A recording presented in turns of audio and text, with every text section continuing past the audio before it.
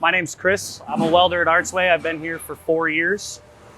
So here at Artsway, we've made the investment into moving to the robotic welders in order to make the adjustment for the shortage in labor that we're facing in the area.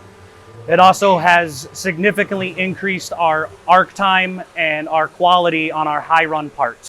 I've been in charge of running the robotic welder since September of 21. It's super easy to do. It's all controlled by this tablet.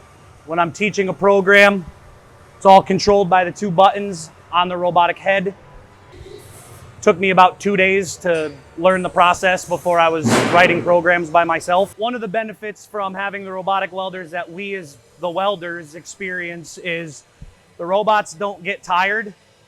So this part here, it's a 5-foot weld.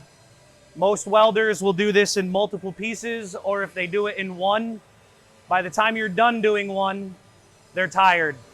So here at Artsway, we have 3 robotic welders, and the benefit to that is it allows me to keep working on programming new parts while we have a entry level or a general laborer focus on keeping the machines fed.